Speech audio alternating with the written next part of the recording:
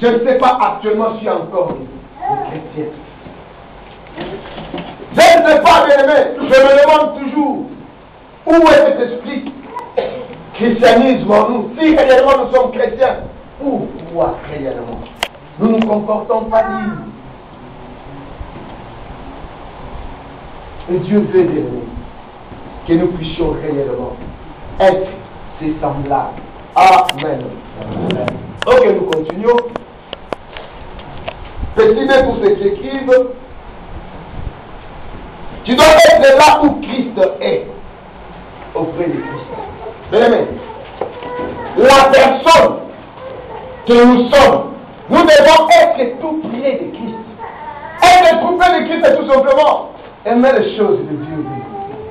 Si la personne n'aime pas les choses de Dieu, toi tu veux tout simplement que Dieu fait quelque chose dans ta vie, mais tu ne veux pas être près de Christ. Ça sera difficile, bien-aimé. Qu'est-ce que Jean 6, dans le verset 66 nous dit? Notre lecteur va nous aider trop rapidement. Dans ce long discours de Jésus-Christ, dans Jean chapitre 6, dans le verset 66. Jean chapitre 6, verset 66, nous lisons. Dès lors, plusieurs de ses disciples se retirèrent en arrière et cessèrent d'aller avec lui. Parce que là, bien-aimé, l'étape de lait est passée. Parce que dans les choses de Dieu, nous commençons. C'est comme un enfant tel que je l'ai dit. S'il en fait encore enfant, la première des choses, il doit boire de lait. Et si l'étape de boire de lait termine, on commence à lui donner des choses solides. La nourriture convenable. Parce que son estomac maintenant va s'adapter maintenant à la nourriture solide. Et ce jour-là, Christ a voulu maintenant donner à ses disciples la nourriture solide. Qu'est-ce qu'il a fait? Il a dit, celui qui veut marcher avec moi doit accepter maintenant de manger mon corps et de boire mon sang. C'était ça la doctrine de Christ. Il a fallu qu'il dise des choses difficiles parce qu'il voulait prier, bien aimé. Parce que son problème était tout simplement qu'il voulait avoir 12 disciples. Parce que les 12 représentent tout simplement le fondement. Et les disciples étaient 62 ou 72 pour le français. Et c'est après, les autres se sont retirés. Ils ont dit, comment peut-on peut dire des choses pareilles? Il est devenu sorcier ou comment? Manger de son corps et boire de son sang, mais c'est impossible. Mais or, c'est vrai. Cette doctrine chrétienne est reposée sur le corps de Jésus-Christ et son sang. Si nous n'accepterons jamais de le faire, impossible d'être appelé bien-aimé disciple de Dieu. Impossible d'être appelé chrétien, parce que c'est ça, base de cette vie chrétienne. Et ça s'est terminé par là-bas, au 67e verset. Et qu'est-ce que Christ a dit? Alors pour vous, les 12 qui restaient, qu'est-ce que vous attendez pour partir? Et un de ces disciples qui a compris réellement, c'était le Père, il a dit, où irions-nous? Parce que c'est en toi que se repose la vie et la vérité. Bien aimé, la chose de Dieu, il y a des fois, ça devient difficile, bien aimé. Impossible de supporter. Mais Dieu nous demande, bien aimé, de savoir supporter. C'est pourquoi tu verras tant de monde. Des fois, il vient en Christ, mais après un bout de temps, il abandonne cette vie. Parce qu'il n'a pas pu supporter le temps difficile dans sa vie. Christ l'a bien dit. Qu'est-ce que vous attendez? Et l'homme a été révélé, il a dit, on ira nulle part si ce n'est qu'à toi. C'est ce que nous devons dire, bien aimés, à chaque fois dans nos vies. Dans les moments difficiles, impossibles, dans nos échecs, que nous ne disions pas non, qu'on ne renonce pas Dieu dans nous. Il y a tant de chrétiens qui ont renoncé la vie chrétienne à cause des échecs dans leur vie. J'ai toujours dit, bien aimé, l'échec n'est pas un dernier mot dans ta vie. Si Dieu permet des échecs dans ta vie, tout simplement, il veut t'apprendre quelque chose dans ta vie. C'est pourquoi sois dans l'allégresse lorsque tu échoues dans quelque chose. C'était la première fois dans ma vie. J'avais témoigné de mon échec. Pour mon bac, j'avais échoué. Et mes collègues savaient réellement que celui-là c'était un homme de Dieu. C'était honteux pour moi. Parce que c'était moi qui l'ai rassemblé pour la prière. On faisait des jeûnes de prière. Des nuits de prière. Et ce jour-là, mon nom n'était pas apparu. Je suis rentré à mon église, inquiet, soucieux. Et Dieu m'a dit, tu vas te lever, tu vas t'aimer. C'est cet échec que tu as. Et c'est comme ça, je me suis levé de l'aimer ce jour-là. Et j'ai témoigné de mon échec. D'autres gens m'ont ri, m'ont dit, mais c'est quoi ça? Et Dieu était content. Parce que j'ai compris, c'était ça la foi. Et la seconde fois, bien aimé, je n'ai rien forcé. C'était moi qui étais le lauréat de notre camp. C'est comme ça, bien aimé. Ne te fatigue jamais, même si tu es allé à l'aéroport et que ça ne tenait pas. C'est pas pour toi insiger de négativité pour dire que non, je ne veux plus prier. C'est pas ça. Tout peut arriver dans ma vie. Mais sachons tout simplement une chose. Que Dieu, même s'il permet des échecs, mais la victoire est devant nous toujours. La victoire restera toujours devant nous. Que nous le voulions ou pas, parce qu'il demeure fidèle, parce qu'il est Dieu. C'est ça Dieu. Si nous ne comprenons pas comment est-ce que Dieu marche avec ses enfants, ça sera difficile de marcher avec ce Dieu-là. Ça sera très difficile. Parce que Dieu, lorsqu'il était sur la terre, il n'était pas prostitué. Dieu sur la terre n'était pas ivrogne. Dieu sur la terre ne faisait pas de péché. Jésus-Christ a marché dans l'intégrité. Alors nous, étant enfants de Dieu, est-ce que nous pouvons marcher comme Christ? Est-ce que nous sommes dans cette capacité de marcher comme Christ l'a fait? Si réellement nous sommes chrétiens. Évitons de mauvaises habitudes. Tout ce qui ne nous plaît pas Dieu, écartons de ces habitudes. Et cherchons Dieu, cherchons Jésus-Christ comme il a marché. Amen. Ok, pour ceux qui écrivent, le petit C. Un chrétien ou celui qui est disciple doit produire des fruits, bien-aimés. Nous devons produire. Si nous ne produisons pas de fruits, c'est impossible. Les fruits que je dis, ce n'est pas les fruits des Galates 5, 22. Ce n'est pas ces fruits que je dis. Les fruits que nous disons ici, c'est le fruit qui est cité dans Jean, chapitre 15, verset 8. Si le lecteur peut nous aider pour lire. Jean chapitre 15, verset 8. Mon Père est glorifié en ceci, que vous portiez beaucoup de fruits et vous serez mes disciples. Dieu veut que nous portions beaucoup de fruits. Et le 16e verset, qu'est-ce qu'il nous dit de 15 là? Verset 16. Ce n'est pas vous qui m'avez choisi, mais moi. Je vous ai choisi et je vous ai établi, afin que vous alliez et que vous portiez du fruit, et que votre fruit demeure pour que tout ce que vous demanderez au Père en mon nom, il vous les donne. C'est ça. Nous voulons briller les étapes de ce verset. Tout ce que nous demanderons, c'est là où nous nous limitons. Cela nous sera accordé. Mais nous oublions la première des étapes. La personne doit chercher premièrement à porter de fruits. C'est-à-dire ce fruit, faire la volonté de Dieu. Chercher les âmes pour Dieu. C'est ça le fruit. Je ne sais pas depuis que tu es devenu chrétien, combien de âmes que tu as amenées en Jésus-Christ. Combien de frères et sœurs que toi, au travers de toi, tu as évangélisé. C'est ça le fruit.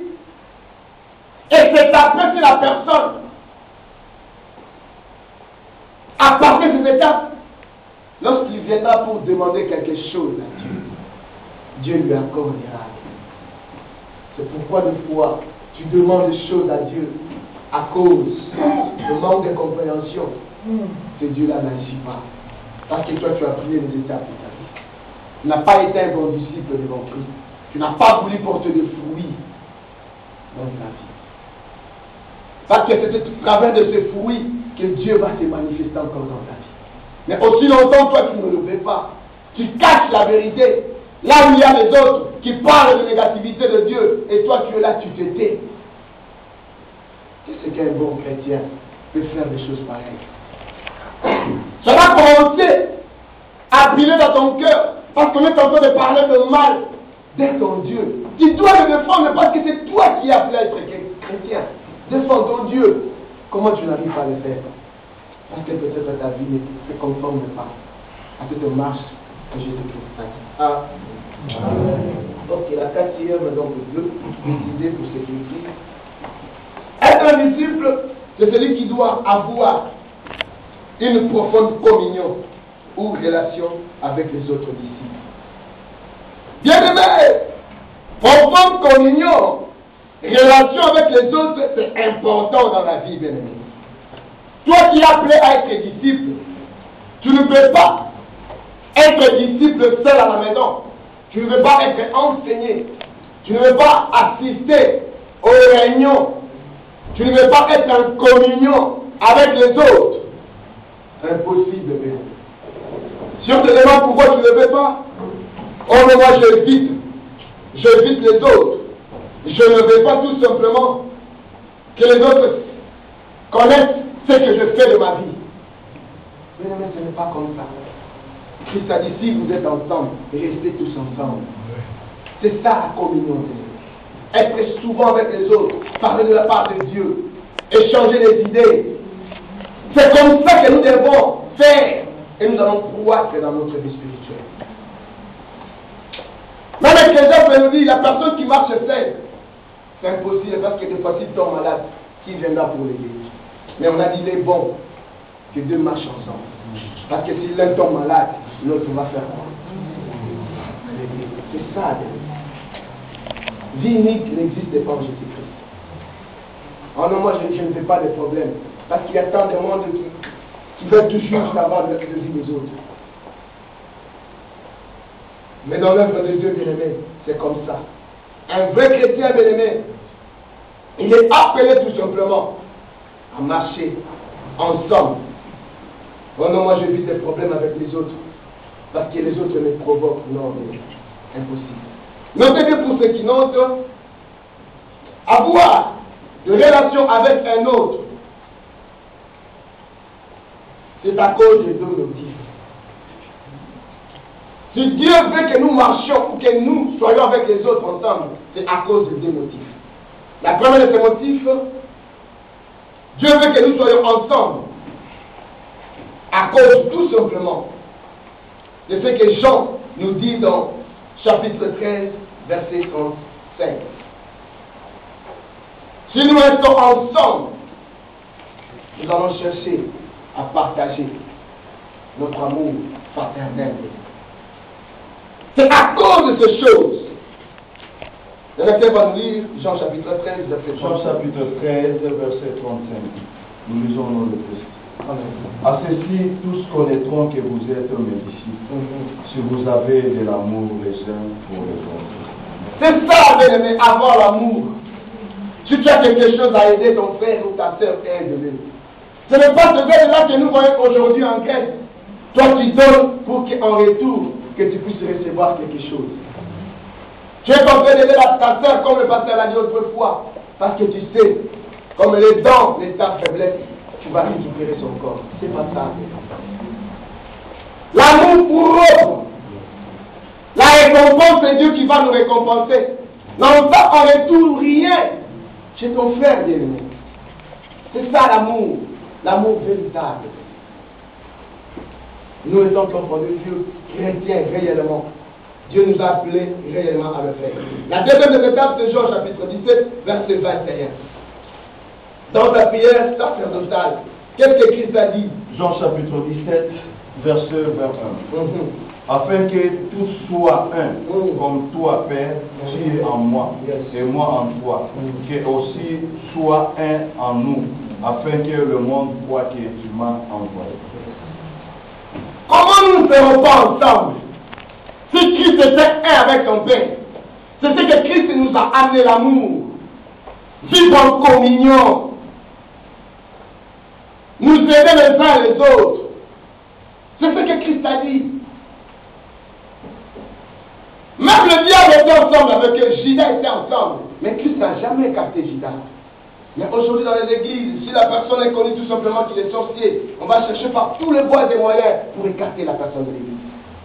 Mais or, l'église regorge toute personne. Malfaiteur ou chrétien, l'église est là pour tout le monde. Parce que c'est que Christ cherche dans nos vies tout simplement, c'est la repentance. On fait que la personne laisse cette vie négative afin qu'il puisse embrasser dans sa vie la vie chrétienne. C'est ça. Christ a été la personne à qui il nous a montré sa bonté et sa fidélité de lui. Mais ce qui est difficile en nous, nous ne savons pas vivre avec les autres. Nous ne voulons pas marcher avec les autres. Nous ne voulons pas, bien aimer, savoir, nous voulons tout simplement savoir la partie négative de nos prochains. Sa faiblesse. C'est ça. Et chercher à en dire, mais dire le mal à propos de la personne.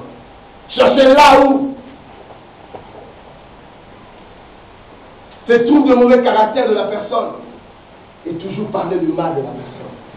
C'est ce qui vit en nous étant que chrétiens. Et nous acceptons, nous disons que nous sommes chrétiens. Chercher toujours à savoir la négativité là où la personne ne se comporte pas bien. Non, c'est ça, c'est ce que nous voulons. Il n'est pas chrétien. Celui-là dit qu'il est chrétien. Non, non, non. Regarde ceci, regarde ça, regarde ceci.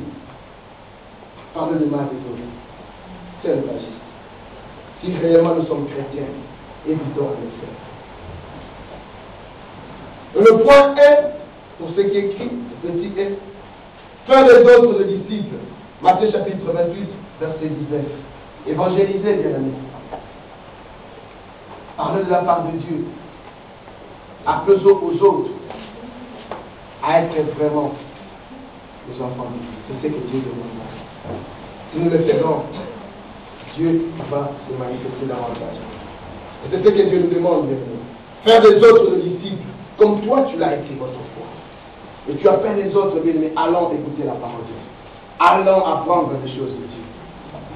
Fais-le dans ta vie, bien aimé. Ton frère, ta sœur que tu vis ensemble avec lui, appelle-les, invite-les. C'est ce que Dieu nous demande. Même si tu ne sauras pas parler plus que ce que les hommes de Dieu parlent, dis non, allons tous ensemble, nous allons écouter la parole de Dieu. Amen. Ok, le point 2, parce qu'on était au point 1. Le point 1 était tout simplement être disciple de Christ. Le point 2, pour ce qui est écrit. Le deuxième étape, bien aimé, pour reconnaître réellement la personne est vraiment chrétien. Après être disciple, la personne doit passer le cap. Il devient maintenant serviteur. Si nous apprenons, c'est pour tout simplement, demain, nous arrivons à être serviteurs de Dieu. C'est ça le plus important dans la vie. Les chrétiens d'aujourd'hui, bien aimés, veulent tous être serviteurs. Lorsque nous parlons de serviteurs, j'avais même appris là. À ceux qui étaient ensemble avec moi dans la retraite, j'ai dit, être serviteur, c'est accepter de servir. Aujourd'hui, nous sommes devenus serviteurs, nous voulons tout simplement que nous soyons servis. Mais tu ne peux pas être serviteur si toi tu ne sers pas. Christ a été serviteur, c'est lui qui nous a servis. Homme de Dieu, femme de Dieu bien-aimée, je vais te rappeler ces choses.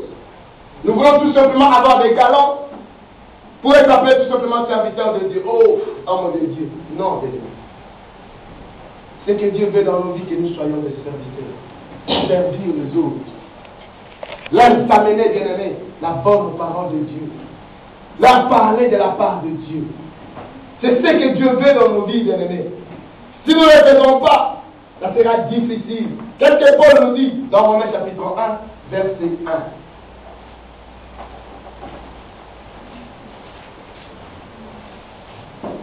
Romains chapitre 1, verset 1. Paul, serviteur du Christ, appelé à être apôtre, mis à part pour l'évangile de Jésus. Homme serviteur de Dieu, il a accepté dans sa